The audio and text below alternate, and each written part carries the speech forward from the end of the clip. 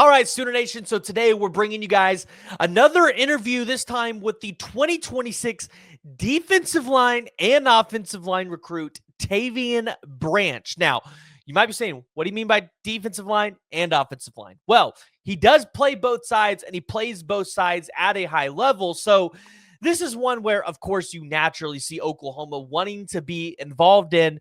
But Tavian Branch, a currently not ranked with any of the recruiting services, but that's going to end up changing, out of Taylor, Pennsylvania, out of Riverside High School, has a total of 19 total offers. Of course, you got the in-state offer of Penn State, who they're primarily recruiting him on the offensive side of the ball, but you've got Oklahoma in there as well. And yeah, listen, if you look at what he did in his junior season on the defensive side of the ball, 10.5 sacks, 65 tackles, 25 tackles for loss, 40 QB pressures, 2 tipped balls. And then on the offensive side of the ball, recorded 110 pancakes. You look at some of the intangibles, right? Some of the things you look for in a defensive lineman or an offensive lineman. You look at the bench, 435. You see the amount of reps, 225 pounds, 28 times, squatted 585. Yeah, wears a size 18 sneaker. Now, this is intriguing because with the 6'3 frame and a size 18 sneaker, that don't add up. You would imagine that this kid could still potentially hit a growth spurt and potentially go into that 6'7", 6'8 range. And then he has a broad jump of 9.0. So you look at this all around, an incredible prospect. This was a great, fun interview. I'm excited for y'all to hear it. So before we dive into it, jump in the comments below, join the discussion. Let me know what you guys think. And if you guys have not already and you're new to the channel, we do content like this all year round. So make sure you guys hit that like and you hit that subscribe button. But let's go ahead and let's jump onto the interview.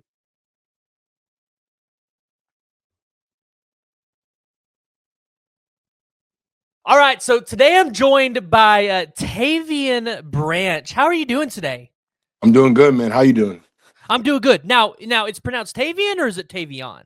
Tavian. So a lot of people around here actually call me Tavion, but it's actually pronounced Tavian. So I appreciate you for saying it right. All right. Well, hey, now I think now we should have the correct pronunciation. So anybody that needs pronunciation, there you go, Tavian. All right. Well, appreciate you jumping on today to dive into your recruitment a little bit more. But for the fans out there that follow college football recruiting, go ahead and tell them a little bit more about you. How did you know that you wanted to play football at a high level? So I was a short beginner. So I started playing football in ninth grade. So I played basketball my whole year growing up. Play AU, play just pickup, played on little community games and stuff like that. So I played my whole life, got trainers and stuff like that. So I kind of went into it as I got an injury in eighth grade. I went up for a layup, made the layup, but I landed on a kid's foot, and I was actually very flat footed. So I was actually size 18 feet. So I actually landed on that, and my feet were so flat footed I had to get different types of surgery and stuff like that and get an insole. So that kind of opened up my way of playing football, because I was always the guy that wanted to play football, but my mom wouldn't let me. So then I started to get bigger with quarantine and depression, stuff like that. And that kind of opened up with me going to first practice, and I loved it. And I go, okay, I'm gonna do that at the highest level, and I'm gonna just work for it and stuff like that. So that's my little story on why I'm really how I got to be playing football. Man, and that's such an interesting story to hear. That's actually pretty unique to compare to some of the other kids that we talk to. But before we really get into your recruitment, because I know that's what everybody really wants to hear, I want to get into just a couple icebreaker questions, right? So, who do you emulate your game after? Aaron Donald and Chris Jones. Defensively wise. So I actually play offense too. Okay, so who on the offense would you say you kind of emulate? Offensive line. I would probably say Trent Williams and Tyler Steen. Those are all really good guys to emulate your game after, especially on the defensive side of the ball. I'm a Chiefs fan, so I'm a little bit biased, but Chris Jones is pretty good. And then Trent Williams on the offensive side of the ball. I don't think it gets much better than that. So those are great guys to emulate your game after. Sure. Everybody loves the food questions. These fans, yeah. they love them. All right. Favorite chicken wing flavor. You're going to Wingstop, you're going to Buffalo Wild Wings, or you're making chicken wings at home. What's your go-to flavor? That's a good one. I'll probably say mild garlic. Mild garlic. Okay. Is that like a wet sauce, I'm assuming? Yeah, yeah. O okay. And are you a flat or a drum dude? Drum, Drum. drum. Okay. Yeah. I just smoked chicken wings for the first time the other day, so I really I think you go to Buffalo Wild Wings, everybody gets the boneless, or a lot of times a lot of people are eating the drums, and man, I think I'm a sold winner now on flats after smoking some flats the other day. So, but all right, well, let's dive into your recruiting process. So, what's this recruiting process been like for you? It's been amazing. It's going good. So, right now my top three schools, what my OBs I have on is Rutgers, Oklahoma, and then Penn State. So those are the top three schools I have right now. Yeah, and it seems like you've got people still offering you. I think I saw what UConn and Oklahoma State potentially getting in the mix. Like you've got upwards of maybe 19 or more total offers. So you're definitely racking up those offers, getting your name out there a little bit. What about this recruiting process have you liked or not liked so far? So, I was a late bloomer, obviously, with just being a Northeast PA guy. In PA, that's probably I'm gonna say not so showing of D1 football. So you probably get the Philly, the Pittsburgh area and stuff like that up PA. So you know what I'm saying? I was a little late bloomer. So right now I should definitely still rack up more offers and stuff like that. Say schools like Michigan, I've been talked to a little bit and stuff like that. The good things I like about it, obviously it's a blessing in the opportunity to get offered and get and be able to get a scholarship. The bad things sometimes the coaches can get very overwhelming. At Yeah. times, a lot of coaches coming into schools, helicopters coming in, stuff like that. It's nice, but then when they come at the same time, it's like that could be the worst part about it. But Wait, it's a so blessing. how do you manage it when they show up at the same time? Obviously, like let's say you have I guess Brent Venables would have probably been out there as the DC since we didn't really have a DC at the time. I know they've already been out there. What would you do if BV and then Jim Knowles at Penn State showed up at the same time? Do you hang out with them both, or do you kind of have to ask one So guy to come back later? Or okay, so what's gonna happen is I'm one of those guys where I like my things very organized. So I kind of organize before, and if something like that happens, it's you the first guy that walks in that door that I'm already talking to, because I'm not gonna say, okay, I'm talking to this coach and I'm gonna stop because the Penn State coach came in. You know, if I'm talking to Brent Venables already, he's gonna have to wait, unfortunately, because I would already had that set up that they won't come at the same time. all right. Now, you've talked about these three schools. You live in Big Ten country. Is there a college football team that you just grew up watching and loving? Yes, Alabama. Alabama. That's the big one because they were dominating college football in the 2010s. So I want to dive into your recruitment a little bit further, looking into these three schools. So you've got Rutgers, Oklahoma, and Penn State for now as the only official visits set up. I mean, I know there's probably going to be other schools to try to get involved. You might take a couple more, but what has really stood out to you about these three schools and separated them from all the others? So number one, I'm gonna start with Rutgers right now. They're pretty high on my list. So right now with Rutgers, I love the culture of their program, how much they want me, and what they're doing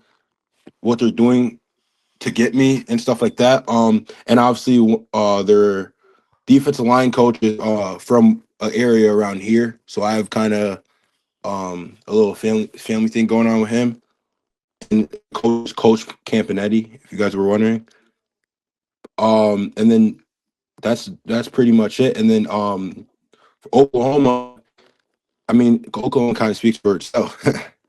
But I love what they believe in, how they operate and stuff like that. So I kind of how Coach Todd Vince was talking, I kind of can see myself being in a room with him and stuff like that. Brent Venables is a great guy. He's an amazing guy. One of the best coaches. And just love what Oklahoma has for me. So I'll be there March 8th coming up for just a visit to see like just to see what they have down there because it's my first time being in Oklahoma.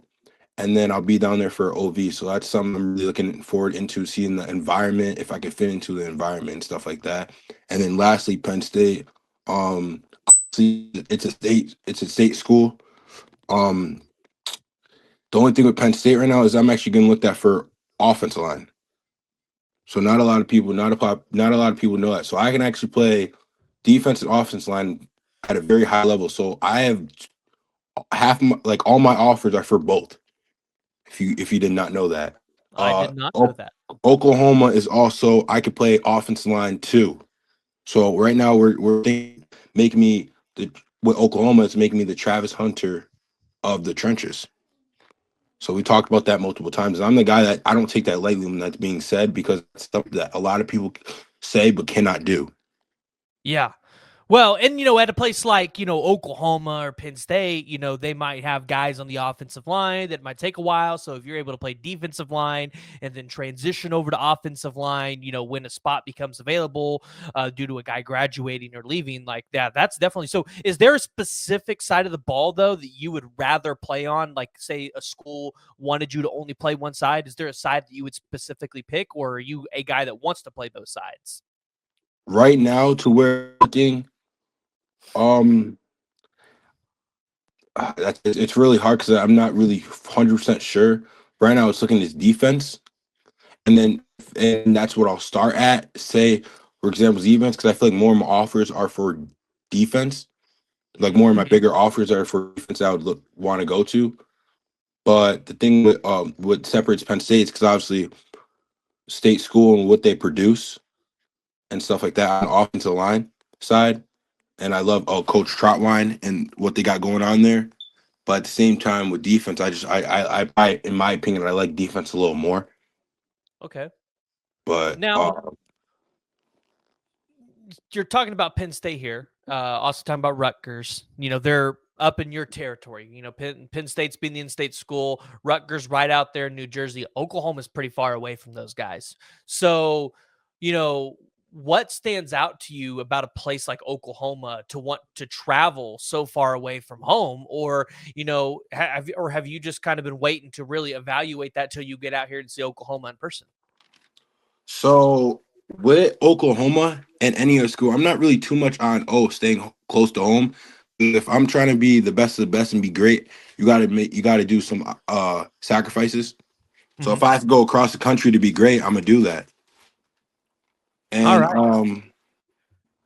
with something like Oklahoma, it's just what they believe in, how they operate. If I can fit in, is it a culture fit? So that's really them that really stands out right now. Yeah. Now you had the whole crew out there recently at Oklahoma. You had Miguel Chavis, you had Todd Bates, you had Brent Venables right here, right next to you. What was this visit like with all three of these guys coming out there to see you? Did you guys talk about scheme a little bit, or pull back the curtain a little bit? Let fans inside to what those conversations are like when they come into your school to visit you. So my visit with Oklahoma at the school was a very good experience. So we kind of talked about really about what soul mission. So they call it soul mission. So basically what that is, what they believe in, how they operate. So they kind of took me to how they operate, how they do things, what they believe in, and what they follow and what their goals are and stuff like that. So all what they're saying was what I liked, and obviously saying to me that my what type of recruit am I to them if I'm a top priority and stuff like that. So he told me I'm a top priority and stuff like that, and be come into a room and be that guy and stuff like that. So I'm one of those people that obviously can play both sides of the ball. So we talked more about that. And funny little story, I was wearing obviously the Block R on my chest. So everybody in the comments were going crazy about that because they thought it was a Rutgers shirt. Oh, is So it a school shirt or what is it? Is it just a regular shirt? it's a Riverside shirt.